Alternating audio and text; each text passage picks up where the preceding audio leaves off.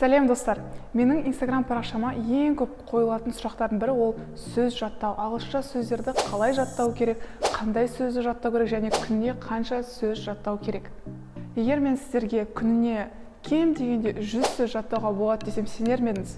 Мүмкін жоқ. Ол өте қиын, мен олай жаттай алмаймын, немесе жаттасам да ол тез ойымнан шығып кетуі мүмкін деп айтуыңыз мүмкін. Бірақ бұл видеода мен сіздерге күніне кем дегенде 100 сөзді оңай 5 жеңіл тәсілмен қалай үйренуге болатынын көрсетемін. Және осы айтылатын тәсілдер логикалық бір ережеге негізделген. Сондықтан trust me, these words will stick to your mind. So let's get started. Бірінші тәсіл. Learn word families. Яғни сөздерді жаттаған кезде біз сол сөз таптарды әртүрлі қосындылар немесе префикс жалғау арқылы біз жаңа бір сөз аламыз. Мысал ретінде бірге act сөзін талдайық. Сонымен word family of a word act. To act деген сөз ол әрекет ету деген сөз.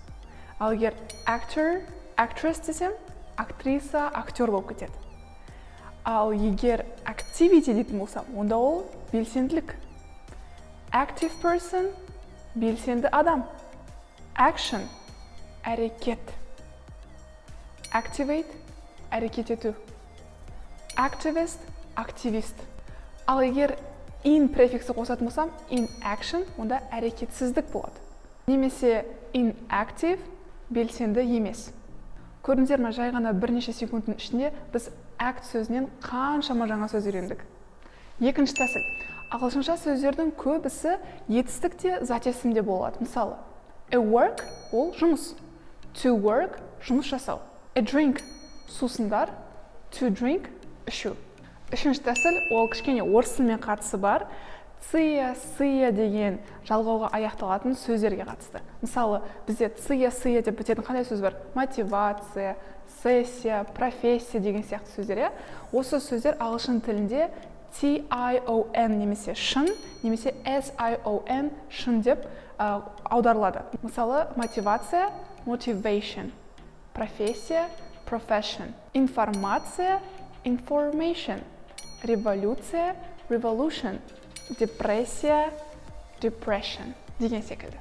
Және осындай сөздер мыңдаған. Ойлап қараңызшы, қалай тез жаттауға болады. Ция-сыяны көрдіңіз ба? Шынға ауыстырыңыз. Төртінші тәсіл. Ағылшын тілінде кейбір кезде бір сөздердің бірнеше мағынасы болуы мүмкін. Мысалы, type. Type деген ол бір түр деген сөз. Мысалы, different types of fabric. Әртүрлі материал. Ал егер мен оны to type дейтін болсам, етістік ретінде ол клавиатурада теру деген мағынаны білдіріп кетеді. Немесе write. Write деген оң, left деген сол білесіздер. Write деген сөздің тағы басқа мағынасы бар, ол құқық ретінде. Мысалы, I have a right to vote. Менің дауыс беруге құқығым бар. Келесі right деген сөз ол сын есім ретінде бір дұрыс нәрсені білдіреді. Мысалы, the right thing to do.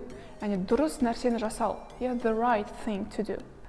Және де тағы басқа мыңдаған сөздер. Және бесінші тәсіл ол сөздерді ассоциациямен жаттау. Мысалы, significant деген сөз естуіңіз мүмкін, маңызды деген сөз. Осы significant'ты егер бөліп қарайтын болсақ, sign деген басындағы сөз, sign деген ол бізде не? Мысалы біз жолда келе жатқан кезде әртүрлі белгілерді көреміз, соны біз sign деп айтамыз. Енді бұлай ассоциация жасасаңыз болады. Ол sign'ды білу өте маңызды, яғни significant маңызды деген секілді. Сөздерді ассоциациямен жаттаудың бұдан бөлек өте көп түрі бар, мысалы суреттермен, бір белгілі бір адамның түрімен. Ең бастысы сол ассоциация арқылы тез жаттап алсаңыз болды. Достар, назарларыңызға рахмет. Сізге осы видео ұнады деген ойдамын. Міндетті түрде лайк басып, достарыңызбен бөлісіңіздер. Келесі видеода кездескенше. Және ең бастысы менің Instagram парақшама тіркелуді ұмытпа. Қызықты ақпараттарды сол жақтан білсеңіздер болады. Келесі видео не туралы болады, немесе өзіңіздің де ұсыныстарыңызды жазып кетсеңіздер болады. Bye-bye!